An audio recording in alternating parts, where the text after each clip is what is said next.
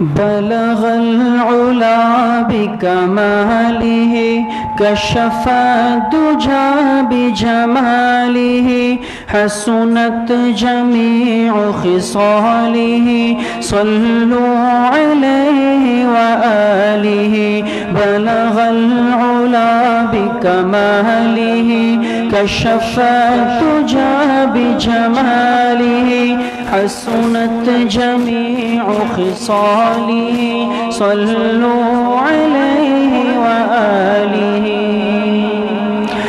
باغ میں جب میں گیا سب طوطیاں تھی خوشنما کہتی تھی نعت مصطفیٰ باغ میں جب میں گیا سب طوطیاں تھی خوشنما کہتی تھی نعت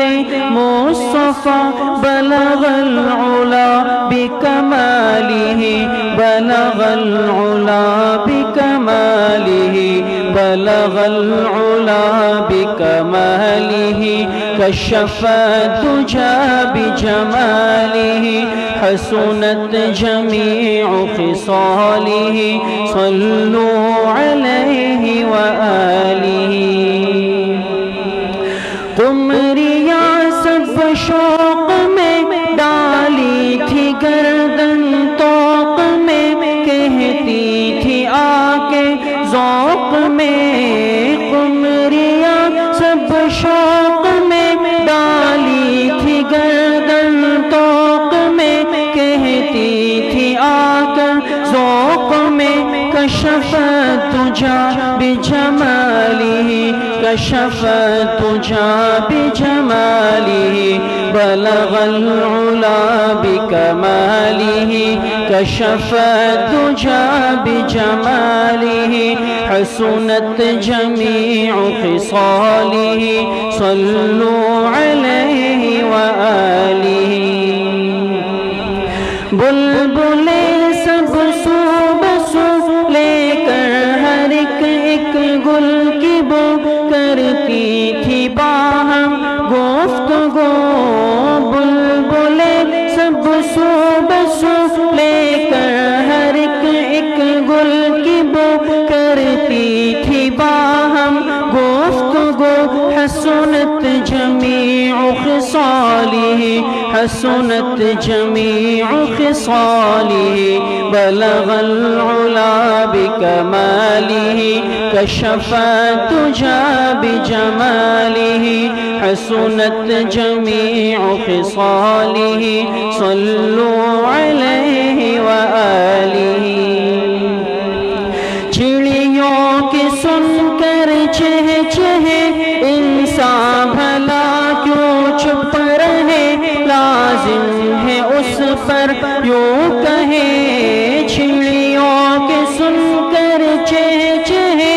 انسان بھلا کیوں چھپ رہے لازم ہے اس پر یوں کہے صلوا علیہ وآلہ صلوا علیہ وآلہ بلغ العلا بکمالہ کشف الدجى بجمالہ حسنت جمیع خصالہ صلوا علیہ وآلہ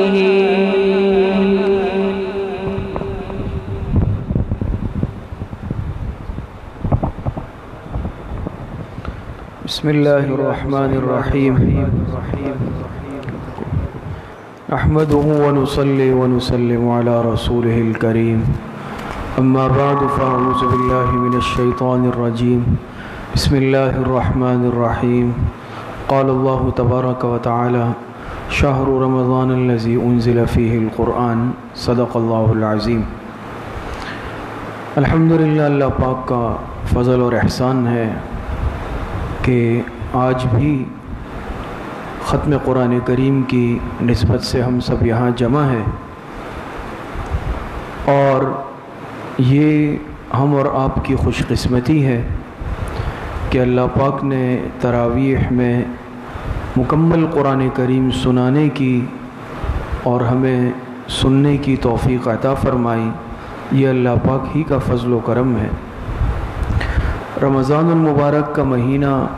انتہائی رحمتوں اور برکتوں والا مہینہ ہے، اور قرآن کریم کو اس رمضان المبارک کے مہینے سے خاص نسبت ہے۔ قرآن کریم رمضان المبارک کے مہینے میں اترا ہے، اور یہ اتنی بابرکت کتاب ہے کہ جو انسان اس قرآن کریم سے جڑ جاتا ہے، اپنا تعلق قرآن کریم سے جوڑ لیتا ہے، اللہ پاک اس انسان کو بھی قیمتی بنا لیتے ہیں۔ آپ اس کی مثال لے لیں کہ ایک عام کاغذ ہے، عام گتا ہے، دیکھیں اس کا وہ ادب اور احترام نہیں ہوتا، وہ تقدس نہیں ہوتا، وہ عظمت نہیں ہوتی، لیکن ایک گتا اس کو اگر قرآن کریم کے ساتھ جوڑ دیا جائے، اس کے جلد کے طور پر لگا دیا جائے، اب اس گتے کو بھی کوئی بے وضو ہاتھ نہیں لگا سکتا، لا یمسہ الا المطہرون۔ اب اس گتے کا بھی اتنا ہی احترام ہے جتنا قرآن کریم کے اوراق کا ہے، اس گتے کی بھی اتنی عظمت ہے جتنی قرآن کریم کی ہے۔ اب یہ گتا جب تک قرآن کریم سے لگا نہیں تھا، اس کی وہ حیثیت، تقدس، عظمت نہیں تھی۔ بہت سارے گتے ایسے ہیں جو عام کتابوں کے ساتھ لگے ہوتے ہیں، بے وضو بھی اٹھایا جاتا ہے، ناپاکی کی حالت میں بھی لوگ اٹھاتے ہیں، زمین پہ رکھ لیتے ہیں، ادھر رکھ لیا ادھر رکھ لیا، لیکن جو قرآن کریم سے جڑا ہے اس کو بے وضو بھی ہاتھ، ناپاکی تو بہت دور کی بات ہے، بے وضو بھی ہاتھ نہیں لگانا، اس کو زمین پہ نہیں رکھنا، ناپاک جگہ پہ نہیں رکھنا، اس کو اونچی جگہ پہ رکھنا ہے، ادب احترام کے ساتھ رکھنا ہے۔ اس گتے کو یہ مقام کیوں ملا کہ یہ گتا جڑ گیا، اس کی نسبت قائم ہو گئی قرآن کریم سے۔ اسی طرح آپ پتھر کی مثال لیں، ایک عام پتھر ہے، روڈ پہ پڑا ہے، فرش پہ کوئی ٹھوکر مار رہا ہے، یا بیت الخلاء میں کوئی پتھر لگا ہوا ہے، اس کا کوئی یعنی مقام یا اس کی کوئی عظمت نہیں ہے، بلکہ لوگ اپنے پیر بچانے کے لیے جوتے پہن کر جاتے ہیں کہ پیر گندے نہیں ہو جائیں، لیکن یہی پتھر ہے، یہ بیت الخلاء میں لگا، اس کی عظمت نہیں۔ ایک پتھر ہے اسی طرح کا، وہ مسجد کے فرش میں لگا دیا گیا، اب اس کا کتنا احترام ہے بھئی، اس پہ جوتے کے ساتھ نہیں آنا، گندے پیروں کے ساتھ نہیں آنا، لوگ اس پر عبادت کرتے ہیں، سجدہ کر کے اپنا ماتھا رکھتے ہیں، اس فرش کا کتنا احترام ہے، اس پتھر کا۔ تو یہ کمال کیا اس پتھر کا ہے، یہ نسبت کا کمال ہے۔ جس طرح وہ گتا جب تک عام تھا تو اس کی وہ عظمت اور شان نہیں تھی، قرآن کے ساتھ تعلق جڑ گیا تو اس کی عظمت اور شان میں اضافہ ہو گیا، نسبت کی وجہ سے نسبت تبدیل ہو گئی۔ پتھر عام پتھر تھا، اس کی کوئی عظمت، وقار، شان، عزت، احترام نہیں تھا، وہ پتھر مسجد کے ساتھ لگ گیا، مسجد کے فرش میں لگ گیا، اب اس کی عظمت ہے، اس کا احترام ہے، اس کا ادب ہے۔ یہ فرق کیوں آیا؟ پتھر ایک ہی طرح کا ہے، لیکن یہ فرق آیا نسبت کی وجہ سے، کہ اس پتھر کی نسبت اللہ پاک کے گھر کے ساتھ قائم ہو گئی۔ تو اسی مثالوں سے آپ سمجھ لیں کہ جو انسان اپنی نسبت، اپنا تعلق اللہ پاک کے کلام کے ساتھ جوڑ لے، قائم کر لے، تو وہ انسان بھی اللہ پاک کے ہاں قیمتی ہو جاتا ہے۔ آپ دیکھتے ہیں نا رمضان المبارک میں تراویح کا اہتمام الحمدللہ کتنی عظمت کے ساتھ کیا جاتا ہے، اور جگہ جگہ سے قرآن کریم کی تلاوت کی آوازیں آتی ہیں۔ ایک زمانہ تھا کہ رجحان کم تھا، حفاظ کم تھے، صرف مساجد میں ہوتی تھی، بلکہ بڑوں سے سنا ہم نے اپنے بزرگوں سے کہ ایسا بھی وقت گزرا ہے کہ دوسری جگہوں سے حافظوں کو لایا جاتا تھا، بلایا جاتا تھا کہ بھئی ہمارے محلے میں، ہمارے گاؤں میں کوئی حافظ نہیں ہے، باقاعدہ اس کو بلایا جاتا تھا، اس کا اکرام کیا جاتا تھا، اس کا خیال رکھا جاتا تھا کہ آپ آئیں اور ہمارے محلے میں، ہمارے گاؤں میں، علاقے میں ختم قرآن کروائیں۔ لیکن اب اللہ پاک کا کتنا فضل و احسان ہے کہ ہر گھر میں حافظ نہیں بلکہ حفاظ موجود ہے، حفاظ موجود ہے الحمدللہ۔ جگہ نہیں ہے سنانے کے لیے، جگہیں کم ہیں، مسجد کی ہر منزل پہ تراویح، بلڈنگ کی چھتوں پہ تراویح، پارکنگ سے قرآن کریم کی آواز آ رہی ہے۔ اور قرآن کریم تو ایسی بابرکت کتاب ہے کہ جہاں اس کو پڑھا جائے، تلاوت کی جائے، وہ جگہ میں بھی برکتیں اور رحمتیں پھیل جاتی ہے۔ تو یہ اللہ پاک کا کتنا فضل و احسان ہے کہ اللہ پاک نے ہمیں موقع دیا، بھائی آپ کو 10 روزہ پڑھنی ہے، 10 دن میں بھی تراویح ہو رہی ہے، آپ کو 12 دن میں پڑھنی ہے، 12 دن میں بھی انتظام ہے، آپ کو 15 دن میں پڑھنی ہے، آپ کو 20 دن میں پڑھنی ہے، آپ کو 25 دن میں، 27، 29، ہر ترتیب پہ تراویح چل رہی ہے۔ پھر اس کے باوجود بڑی بدقسمتی ہوگی کہ اتنے ماحول کے باوجود بھی خدا نخواستہ اگر کوئی تراویح سے محروم رہ جائے یا تراویح میں قرآن کریم سننے سے محروم رہ جائے، تو پھر اس سے بڑی بدقسمتی اور کوئی نہیں ہو سکتی۔ تو یہ اللہ پاک کا ہم پر بڑا فضل و احسان ہے، یہ اللہ پاک کا ہم پر فضل و کرم ہے۔ تو میں عرض کر رہا تھا کہ قرآن کریم سے نسبت جڑنے سے اللہ پاک مقام بڑھاتے ہیں۔ آپ تراویح میں دیکھتے ہیں کہ حافظ صاحب کو آگے کیا جاتا ہے، بعض مرتبہ آپ دیکھتے ہیں حافظ کی عمر کم ہوتی ہے، کم سے مراد یہ ہے کہ 15 سال، 16 سال، 17 سال، 18 سال، اور پیچھے جو ہے ان کے والد بھی کھڑے ہیں، پیچھے ان کے دادا بھی کھڑے ہیں، پیچھے بزرگ نمازی بھی کھڑے ہیں، سفید ریش بھی کھڑے ہیں، لیکن آگے کس کو کیا؟ آگے اس نوجوان یا اس بچے کو آگے کیا، اور اس کی اقتدا بڑی بڑی عمر کے بزرگ کر رہے ہیں، اس کے اپنے والدین کر رہے ہیں، اس کے اعزاء اقربا کر رہے ہیں، لیکن آگے یہ طالب علم کھڑا ہوا ہے، یہ حافظ صاحب کھڑے ہوئے ہیں۔ کیوں؟ اللہ پاک نے اس کی نسبت قرآن کے ساتھ قائم کر دی، تو اب یہ اس کا حقدار ہے کہ آگے مصلی پر یہ کھڑا ہوگا، یہ قرآن کریم سنائے گا۔ تو عرض کرنے کا مقصد یہ ہے کہ اس پاک کلام سے جو اپنا تعلق قائم کر لیتا ہے، اللہ پاک اس کو رفعتوں اور عظمتوں سے نواز لیتے ہیں۔ تو یہ رمضان کا مہینہ یہ ویسے بھی برکتوں اور رحمتوں کا مہینہ ہے، لیکن قرآن کریم سے اس کو خاص تعلق ہے۔ تو الحمدللہ مبارکباد کے مستحق ہے ہمارے یہ ساتھی کہ اللہ پاک نے ان کو توفیق دی، انہوں نے قرآن کریم مکمل تراویح میں سنایا، 2 حافظ صاحبان نے سنایا، ہمارے قاری عبدالشکور صاحب یہ بھی سناتے ہیں ہر سال یہاں، اسی طرح ہمارے طالب علم ہیں حافظ اسامہ نذیر، ماشاءاللہ 3 بھائی ہیں، اور ان کے والد بڑے خوش قسمت ہیں، ہم ان کو مبارکباد دیتے ہیں کہ تینوں بچے ماشاءاللہ حافظ قرآن ہیں اور تینوں تراویح پڑھا رہے ہیں، عالم دین بھی بن رہے ہیں۔ تو اللہ پاک مزید ترقی بھی نصیب فرمائے۔ تو یہ بڑی خوش قسمتی ہوتی ہے کہ ہماری اولاد حافظ قرآن بن جائے، اور فضائل تو آپ حضرات جانتے ہیں کہ حافظ قرآن کو اللہ پاک کیا مقام دیں گے۔ قیامت کے دن اس کو یہ حق اور اختیار دیا جائے گا سفارش کا کہ 10 ایسے افراد کی سفارش کر لو اپنے اختیار مرضی سے، وہ افراد جن کے لیے جہنم واجب ہو چکی ہے، لیکن یہ ان پہ ہاتھ رکھے گا، اللہ پاک جنت بھیج دیں گے۔ یہ معمولی بات ہے، یہ بہت بڑی بات ہے کہ قیامت میں انسان دیکھ لے، جب انسان کو سخت ضرورت ہے، نیکیاں کم ہے، خدا نخواستہ اعمال کم ہے، اور انسان دیکھ لے کہ میرا اپنا بیٹا جو حافظ قرآن ہے اس کے پاس تو اختیار ہے، تو اس سے بڑھ کر خوشی کا کیا ٹھکانہ ہوگا۔ تو ایک درخواست آپ حضرات سے تو یہ ہے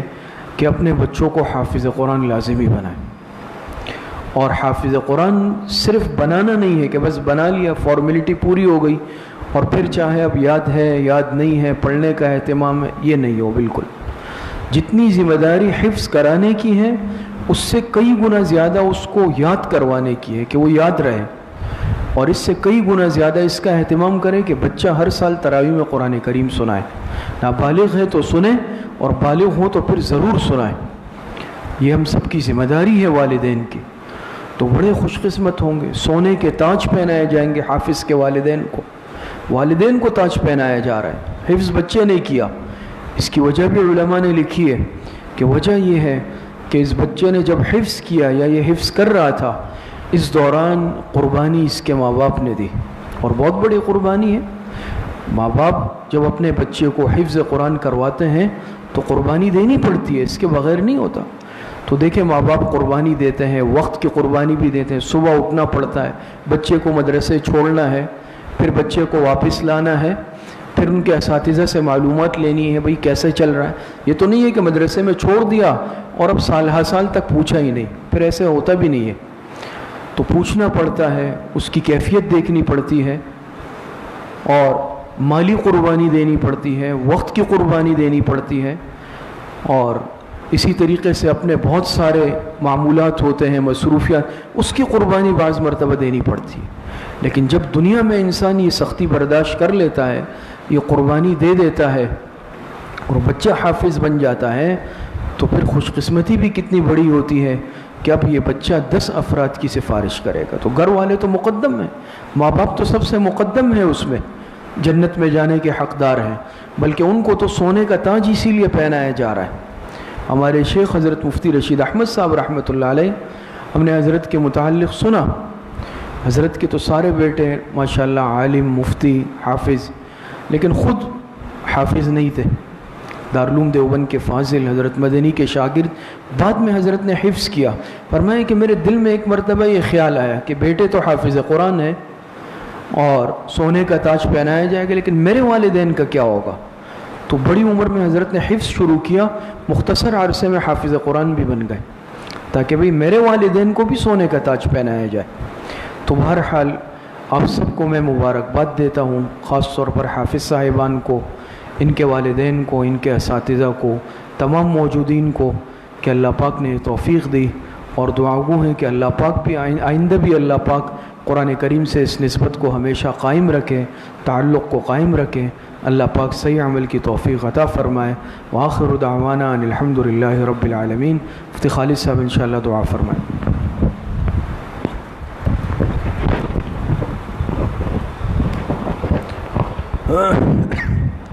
الحمد للہ رب العالمین، والصلاة والسلام علی سید الانبیاء والمرسلین،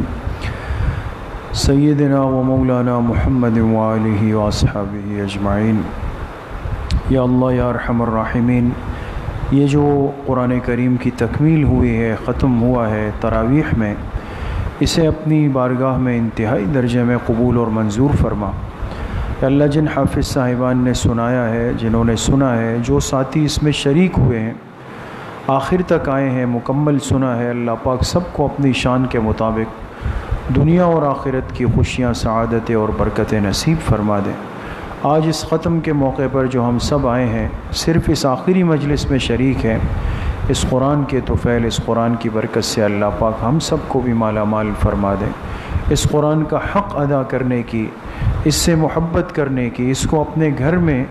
اپنی زندگی میں جگہ دینے کی اور اس کی تلاوت کرنے کی توفیق ہم سب کو نصیب فرما دے۔ اس ماہ مبارک کی صحیح قدردانی کی توفیق اللہ ہم سب کو نصیب فرما دے۔ یا اللہ دوسرا عشرہ شروع ہو چکا ہے جو مغفرت کا عشرہ ہے، اے اللہ ہم سب کے حق میں بھی مغفرت کے فیصلے فرما دے۔ جتنے دن، جتنی راتیں باقی ہیں، اپنی رضا میں گزارنے کی توفیق نصیب فرما دے۔ ساری زندگی یا اللہ اپنی رضا میں، اپنی محبت میں، اپنے دین کے ساتھ جوڑ کر چلنے میں اعمال والی زندگی گزارنے کی توفیق نصیب فرما دے۔ یا اللہ بدعملی سے، بے حیائی سے، بے شرمی سے ہم سب کی حفاظت فرما دے۔ جتنے بیمار گھروں میں ہے، اسپتالوں میں ہے، اللہ پاک سب کو صحت کاملہ عاجلہ نصیب فرما دے۔ جتنے مرحومین مرحومات دنیا سے چلے گئے، اللہ پاک سب کی مغفرت فرما دے۔ ہم سب کا خاتمہ بالایمان و بالخیر نصیب فرما دے۔ ہماری دعاؤں کو اپنے فضل و کرم سے، فضل و رحمت سے اپنی بارگاہ میں قبول و منظور فرما دے۔ وصلی اللہ وسلم علی نبینا محمد وآلہ وصحبہ اجمعین برحمتہ۔